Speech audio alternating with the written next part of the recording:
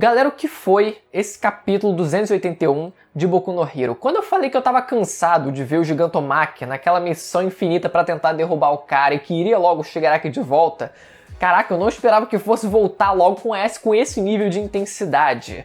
Com o Gran Torino morrendo e no final do capítulo ele sacando. Cara, ainda foram duas coisas. Aquilo no finalzinho foi só preparação.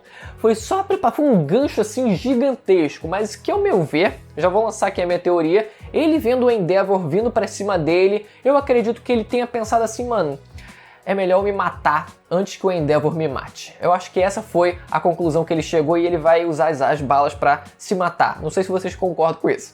Mas vamos lá, galera. Agora falando sério mesmo. 1/3 do capítulo, não digo a primeira metade, mas acho que 1/3 no começo do capítulo foi o Shigaraki dando o discurso dele sobre como a sociedade é falha, como os heróis eles ignoram o fato de que tem coisas naquele mundo que eles não conseguem proteger e essas coisas eles costumam jogar pra debaixo do tapete, fingir que não existem, tipo... De forma geral, Boku no Hero parece muito, né? Até a forma como é apresentado no começo parece um mundo muito cor-de-rosa. Tem os vilões que causam realmente o caos, mas tem sempre os heróis e é sempre aquela festa. Quando eles aparecem, é sempre uma felicidade e tal. Olha como é o All Might, olha como é todo mundo lá, todos os heróis, como é que eles são incríveis. Então, de forma geral, existe esse semblante. Só que por baixo dos panos existe também o lixo que é descartado dessa sociedade, que quanto maior ele é, mais Shigarakis aparecem, mais vilões aparecem, porque normalmente é assim que acontece. Normalmente esses vilões acabam sendo produto de um descarte da sociedade. Então ele acaba sendo um produto falho dessa sociedade que negligenciou o Shigaraki, porque até nesse capítulo a gente vê mais uma vez ele pequenininho no meio da rua, abandonado e ninguém parando para ajudar ele. O máximo que ele recebeu foi uma velhinha que parou para dizer, olha, alguma hora vai aparecer algum herói. E até dá pra ver um semblante de preocupação que dá pra também ser confundido com um pouco de medo da reação da criança, porque talvez ela pensasse que a criança pudesse fazer alguma coisa, tipo roubar a velha, alguma coisa assim, sabe? Eu não sei. Pareceu uma mistura dos dois, mas isso foi o máximo que ele recebeu. Então, ao mesmo tempo que os heróis eles não são oniscientes, primeiro para saber que existia aquela criança lá, e onipotentes para poderem salvar todas aquelas pessoas que eles gostariam, somado a isso tem também a negligência das próprias pessoas, porque a gente não sabe exatamente se nenhum herói apareceu ou se algum herói apareceu, por exemplo, e ignorou o Shigaraki naquela circunstância. Eu acredito que seja a primeira opção, que nenhum herói tenha aparecido e ele continuou abandonado lá. Só que a grande ironia disso, o grande contraste disso é que, por mais que a gente deduza que nenhum herói tenha aparecido, olha o quanto de gente tinha na rua passando. Olha o quanto de gente que poderia ter feito alguma coisa e nenhum deles fez, nenhum civil fez nada. Então é uma soma desses dois, né? Da impotência dos heróis somada à negligência dos próprios civis. É por isso que o Shigaraki quer matar todo mundo. E sobre o discurso dele, mais especificamente dele dizendo que os heróis eles costumam jogar a sujeira para debaixo do tapete, a gente não vê isso a nível individual acontecendo, tipo os heróis fingindo que nada tá acontecendo, tipo, olha, a sociedade aqui é perfeita e tal, mas de forma geral isso meio que acontece, porque, como eu falei, quando os heróis aparecem sempre é uma grande festa, sempre parece que tá tudo bem, sempre parece que, olha, tá tudo garantido, não existem mais problemas, então talvez de forma geral isso possa ser entendido dessa forma, sabe? Tipo, os heróis eles estão lá no glamour ou estão lá no meio da glória e essa negligência acabe acontecendo também por conta disso. Só que o Endeavor chega e interrompe o discurso do Shigaraki e começa a atacar o Shigaraki novamente. É meio que assim, olha, maneiro, cara, seu discurso aí, agora repete isso pro juiz. Só faltou ele mandar essa pro Shigaraki. Então o Shigaraki ele consegue desviar, o Endeavor até fala, caraca, como ele ainda tem essa velocidade. E o próprio Endeavor já tá sobrecarregado com o poder de fogo dele, então em algum momento isso vai chegar num limite, ele não vai ter como fazer muito mais coisa. Talvez já no capítulo que vem ele já não consiga, por mais que ele tente aplicar algum golpe, talvez ele não consiga mais fazer muito mais depois daquilo. Porque se acontecer o que tá pra acontecer, e com certeza vai acontecer, não vai ter jeito. O Endeavor ele vai acabar sendo sobrecarregado e não vai ter como ajudar em muito mais coisa. Então só vai restar eles conseguirem fugir. E o Gran Torino... ele chega pra tentar imobilizar o Shigaraki. O Shigaraki, meu irmão,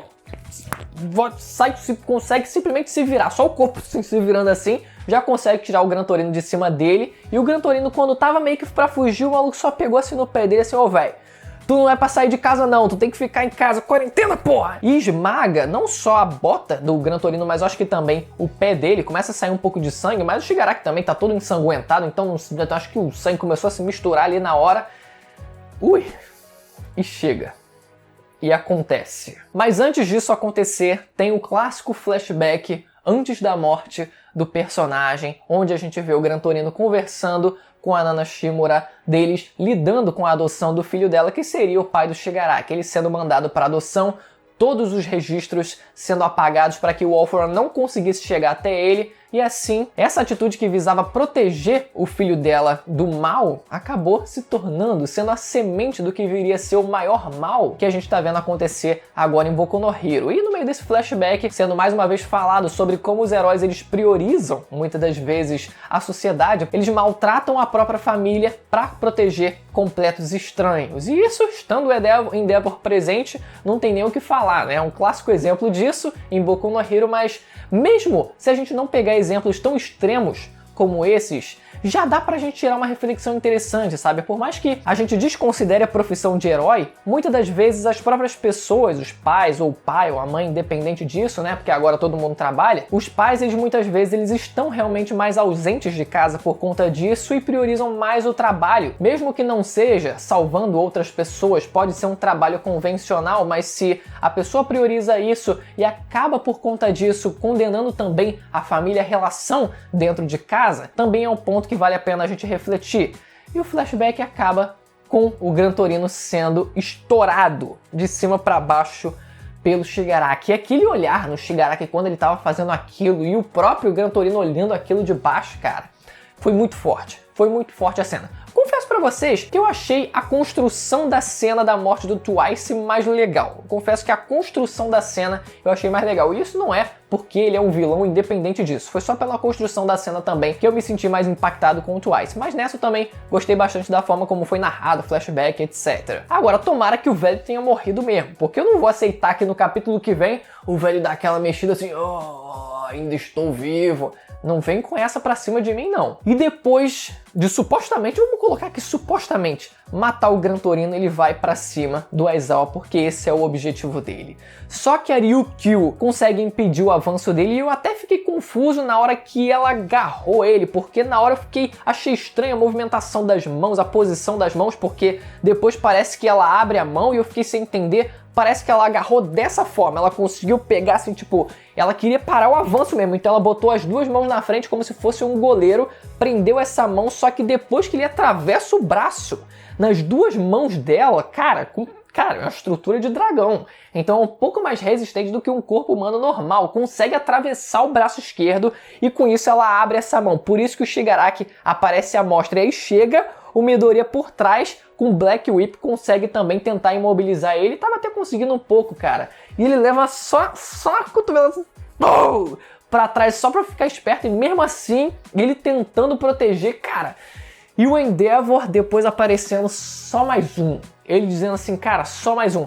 E não pareceu que ele ia usar o Prominence Burn porque ele não tava indo, né, com a pose que ele costuma fazer pra usar esse golpe. Porque quando ele finalizou o Nomo High End, ele também tava lá só dando um socão e usou mesmo assim o Prominence Burn. Então talvez ele use esse golpe mesmo, porque não tem como, tem que usar esse golpe. É tudo ou nada agora. Mas o Shigaraki naquela hora, ele saca uma das balas com a mão esquerda e passa para a mão direita. Ficou meio confusa aquela cena porque não mostrou exatamente a continuidade. Algumas pessoas podem ter ficado na dúvida em relação a isso. Talvez confundindo, dando a impressão de que ele tinha duas balas, uma em cada mão. Mas na verdade deu a entender sim que ele pegou com a esquerda e passou e jogou para a direita. Tanto que a mão direita, quando vai pegar a bala, tem aquele rabisco de movimento, como se tivesse agarrado aquela bala.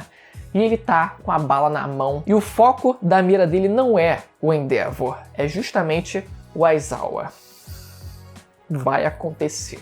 E o quadro final é a Eri aparecendo por conta dela ter sido a origem do que depois seria transformado nessa arma que está sendo usado agora contra o Aizawa. Gente, a gente tendo um capítulo, a morte do Gran Torino, e logo no outro, e logo nesse, na verdade, ser premeditado isso, e logo no outro a gente ter o Aizawa tendo a habilidade dele anulada e depois o Shigaraki simplesmente explodindo tudo. Caraca, meu Deus do céu. A gente está chegando de fato no clímax desse arco agora, não tem como, porque depois que o Shigaraki ele conseguiu usar os poderes dele de volta, não vai ter chance para ninguém, só vai restar correr.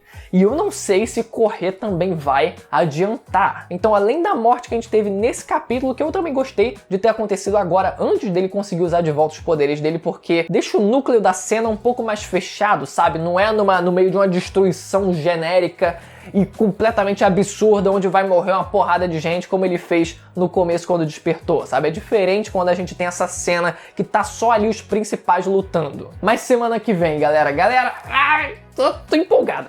Eu confesso que esse capítulo foi um hype infernal. Gente, espero que você tenha gostado do vídeo. Mais uma vez, se você não é inscrito e quiser se inscrever no canal e acompanhar os próximos vídeos de Boku no Hero e quiser também ativar o sininho para receber as notificações, fique à vontade. Até a semana que vem. Tchau!